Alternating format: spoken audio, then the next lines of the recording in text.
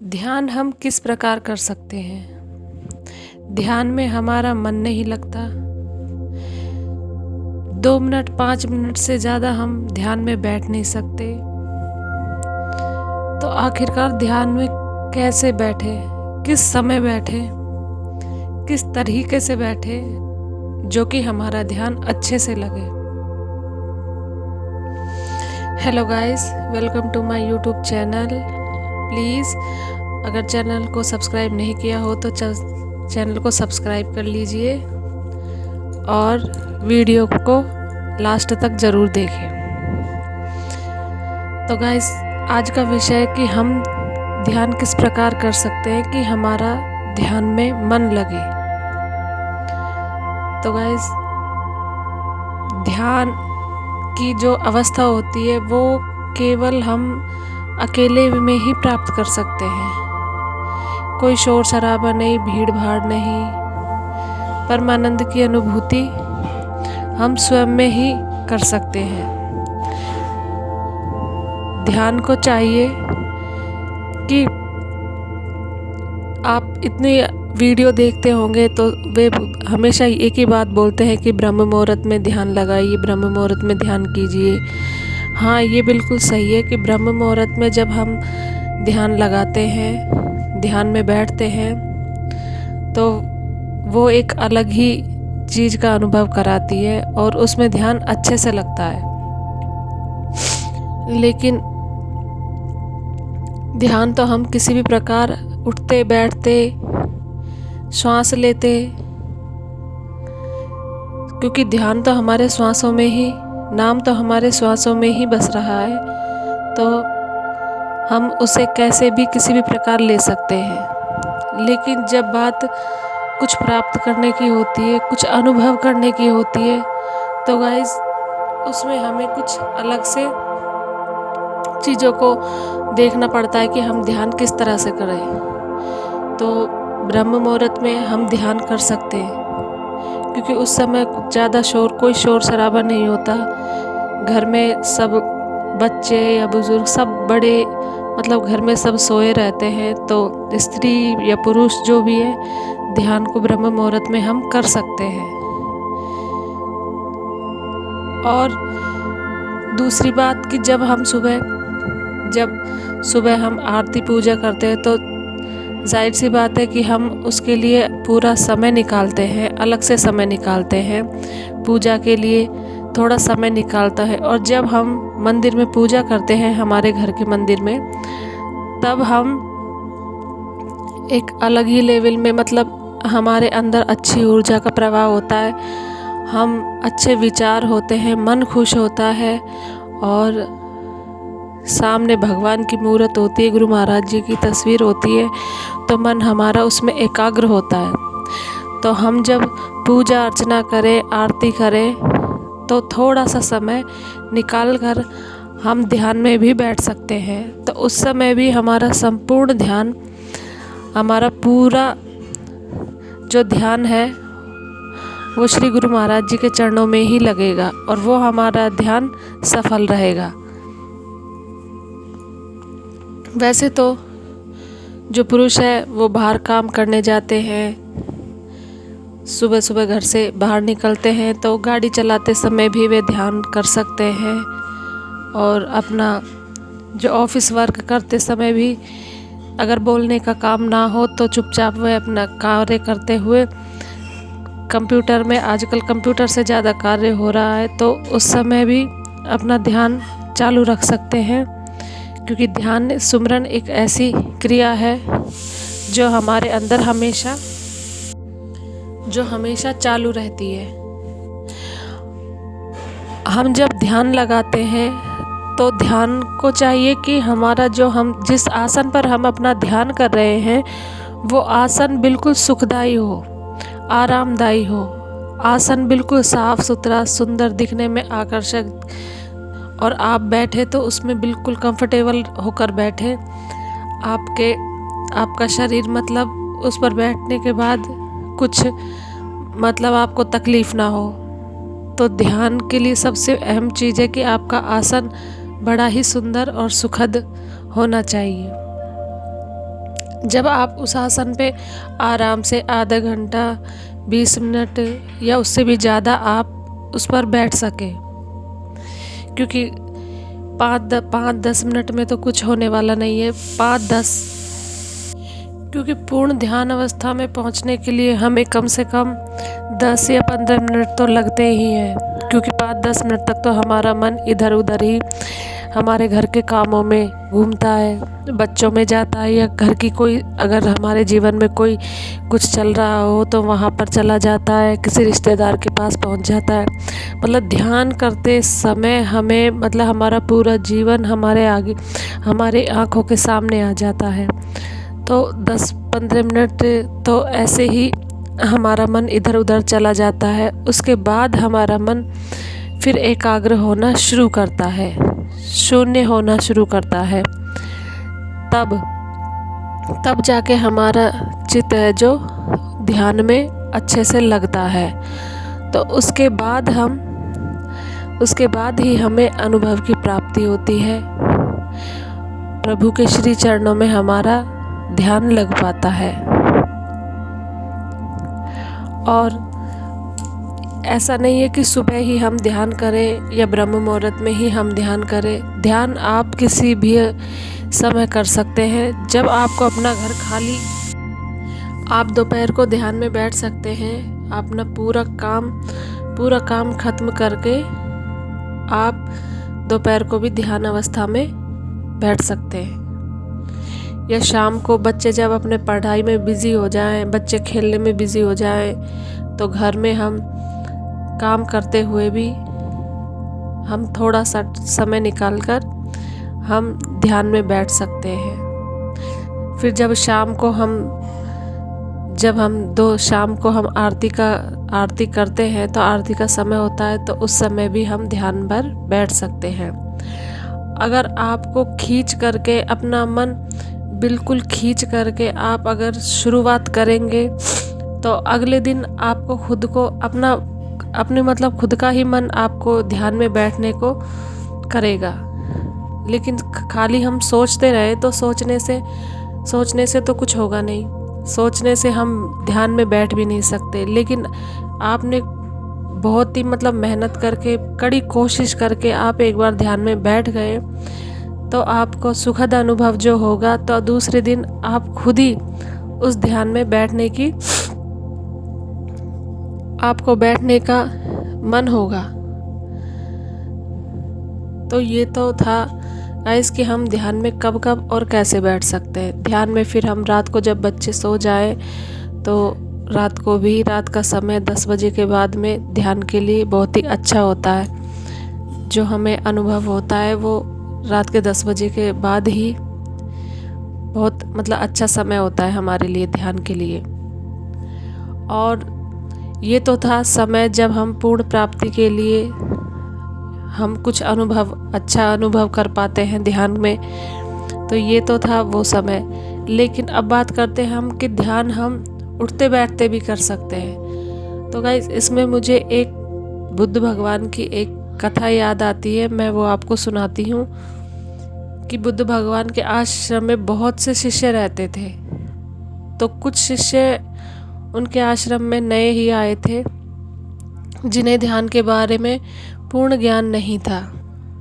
तो उनमें से एक शिष्य ऐसा था जिसने बुद्ध भगवान से कुछ ऐसा प्रश्न किया कि भगवान, हे बुद्ध, क्या मैं ध्यान करते हुए संगीत सुन सकता हूँ? क्या मैं ध्यान करते हुए संगीत को मुझे संगीत सुनना बहुत अच्छा लगता है, तो मैं ध्यान करते करते संगीत सुन सकता हूँ? तो भगवान बुद्ध ने कहा, नहीं, तुम ध्यान करते करते संगीत नहीं सुन सकते। तो वह निराश होकर अपने कार्य में व्यस्त हो गया। लेकिन उसने क्या देखा, उसी समय एक दूसरा शिष्य भगवान बुद्ध के पास आया और उसने कहा, हे प्रभु, क्या मैं संगीत सुनते सुनते ध्यान कर सकता हूँ? तो भगवान बुद्ध ने कहा, हाँ, तुम संगीत सुनते सुनते ध्यान कर सकते हो। तो उस व्यक्ति के मन में विचार आया कि मैंने जब भगवान बुद्ध से यह प्रश्न किया तो भगवान बुद्ध ने मुझे मना कर दिया, लेकिन अब जब ये व्यक्ति प्रश्न कर रहा है तो भगवान बुद्ध ने इसे हाँ बोल दिया। ऐसा क्यों? भगवान बुद्ध अंतर्यामी थे, उन्होंने उस व्यक्ति को समझाने के लिए ही ये सब रचा।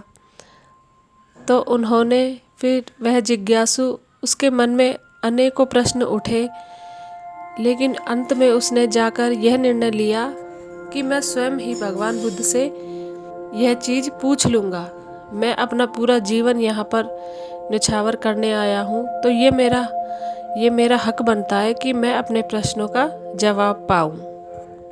तो वह चल पड़ा भगवान बुद्ध की ओर। तो उसने कहा, हे बुद्ध, जब मैंने आपसे प्रश्न पूछा कि बुद्ध, मैं ध्यान करते करते संगीत सुन सकता हूँ, तो आपने मुझे स्पष्ट मना कर दिया कि मैं ध्यान करते करते संगीत नहीं सुन सकता। परंतु जब आपके एक पुराने शिष्य ने आपसे ये पूछा कि वह संगीत सुनते सुनते ध्यान कर सकता है, तो आपने उसे बड़ी ही विनम्रता से हाँ बोल दिया। ऐसा क्यों? ऐसा भेदभाव क्यों बुद्ध? मैंने तो सुना था कि आप किसी में भेद नहीं करते, आप छोटे बड़े का किसी में भेद नहीं करते, आप सभी को समान दृष्टि से देखते हैं। परंतु ये सब मेरे समझ से परे है, कृपया कर आप इसे स्पष्ट कीजिए।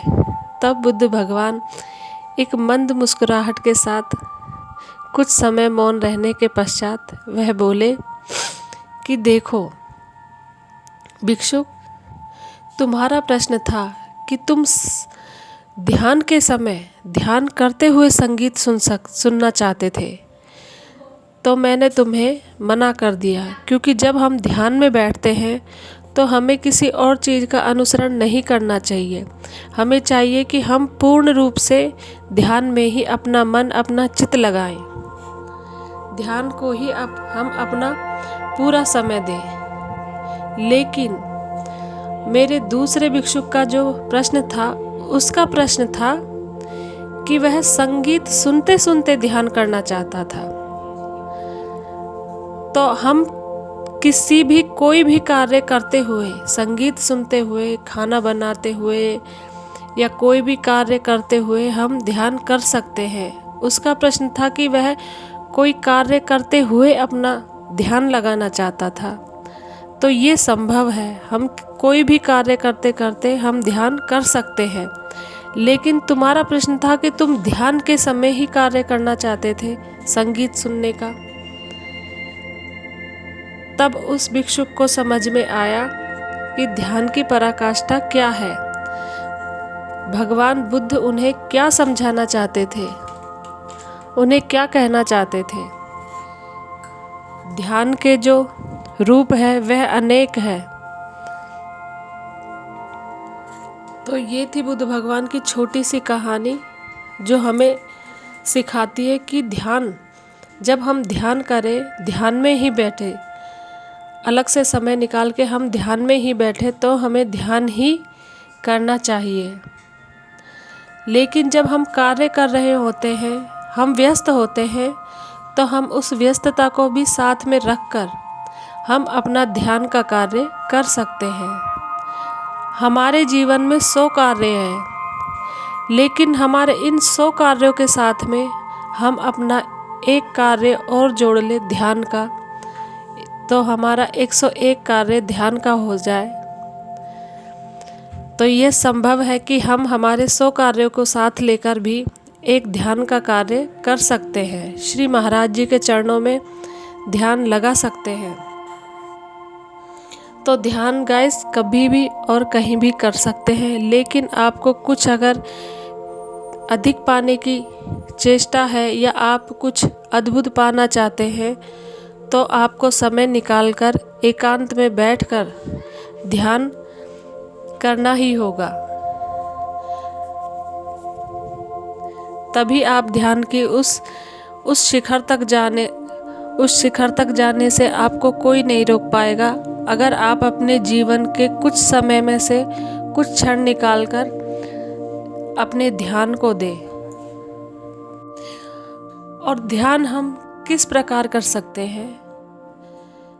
ध्यान हमें किसका करना चाहिए? कौन सा ईश्वर है? वो साकार है या निराकार है? ये सब हमें कौन बताता है? इन सब की जानकारी हमें श्री महाराज जी, श्री गुरु महाराज ही बताते हैं। तो आपको चाहिए कि आप एक समय के सद्गुरु, एक पूर्ण गुरु के चरणों में जाकर विनम्रतापूर्वक उस नाम को पाए, उस ज्ञान को पाए, जो एक बहुत ही सरल विधि है, बहुत ही सूक्ष्म विधि है, जो आप श्री गुरु महाराज जी से ही पा सकते हैं। गुरु ही एक ऐसा ईश्वर है जो हमें इस कलयुग में नाम की महिमा का वर्णन देता है, नाम की महत्वपूर्णता बताता है, नाम का हमें अनुसरण करना सिखाता है कि हम नाम को किस तरह से अपने जीवन में धारण कर सकते हैं, नाम को हम किस तरह से हम उस नाम को सुमिर सकते हैं, वह नाम क्या है, उसकी विधि क्या है, कैसे हम उस परमपिता परमात्मा का प्रकाश कर दीदार कर सकते हैं, कैसे हम उसे सुन सकते हैं, कैसे हम उसे देख सकते हैं। वो कहीं और नहीं, वो हमारे अंदर ही है, हमारी सांसों में ही बसता है। तभी तो कहते हैं कि हर जीव में, कण कण में परमात्मा का वास है, वह हमसे अलग नहीं है।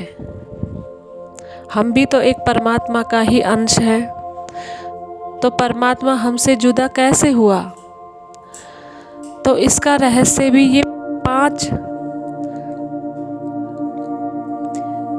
तत्वों वाले इस शरीर में ही उस नाम का रहस्य छुपा हुआ है। जैसे मोती एक सीप के अंदर छुपा हुआ होता है और सीप एक सागर के अंदर छुपा हुआ होता है, ऐसे ही जो ये हमारे 5 तत्वों का शरीर है, इसके अंदर जो श्वासें बसती है, उन श्वासों के भीतर उस नाम का, उस सुमिरन का, उस परमपिता परमात्मा का वास है, उसकी अनुभूति है। वह हमारे शरीर में हर समय रमा हुआ है, वह हमसे जुदा नहीं है।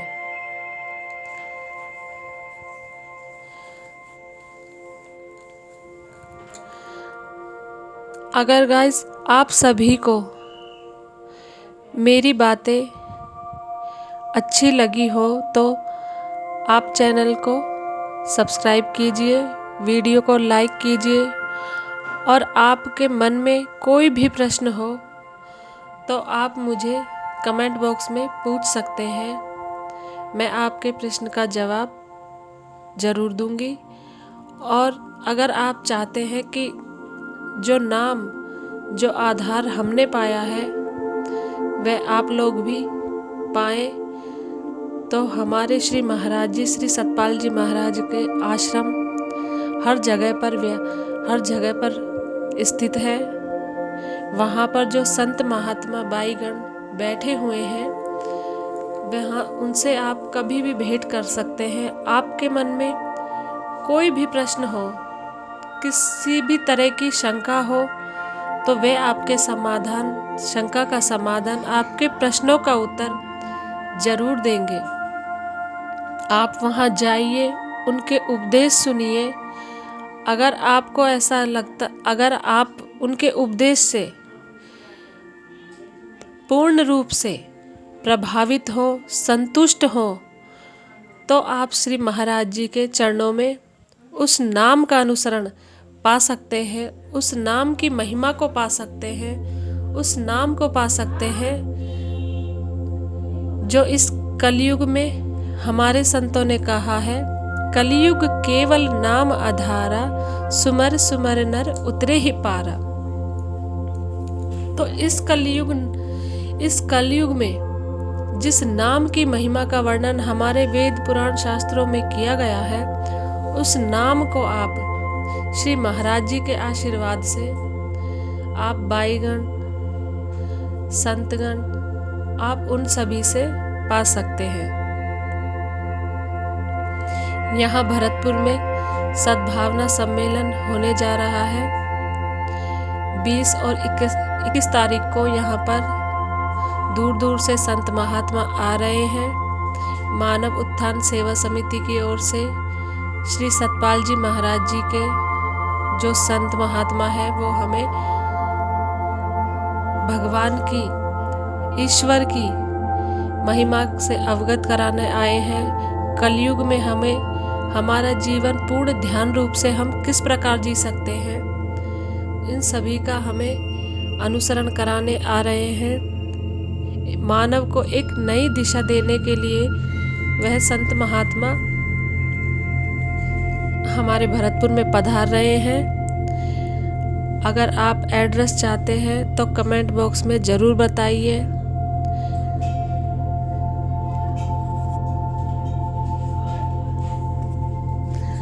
और मैं आपसे अंत में यही कहना चाहूँगी कि आप अपने जीवन में इतना कुछ भाग दौड़ कर रहे हैं, इतना कुछ सह रहे हैं, इतनी कठिन मेहनत कर रहे हैं अपने परिवार के लिए, अपने प्रियजनों के लिए, तो थोड़ा समय, इस जीवन से थोड़ा समय आप अपने लिए भी निकालें, क्योंकि परिवार जब अंत समय आएगा तो ना तो परिवार होगा साथ, ना ही ये दुनिया होगी साथ, होगा तो केवल और केवल वह प्रभु का नाम होगा। ना धन माया जाएगी साथ, ना गाड़ी बंगला जाएगा हमारे साथ केवल उस परमात्मा का नाम ही जाएगा। और वही परमात्मा हमारा अगला जन्म को भी किस तरह से हमें प्राप्त होगा, उसे भी वह भगवान ही तय करेंगे, श्री महाराज जी ही तय करेंगे। तो आप भजन सुनिए, सत्संग सुनिए और सही गुरु महाराज का चयन कीजिए अपने जीवन में, और उस नाम रूपी महिमा का वर्णन सुनिए। और वर्णन सुनने के बाद आप भी उस नाम की महिमा का गुणगान कीजिए।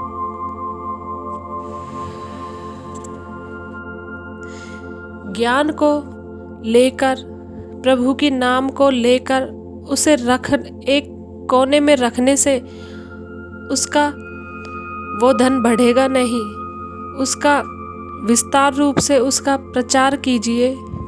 जितना आप उस नाम की महिमा का प्रचार करोगे, आपका नाम धन रूपी, उतना ही आपका नाम का धन है जो आपके जीवन में बढ़ेगा।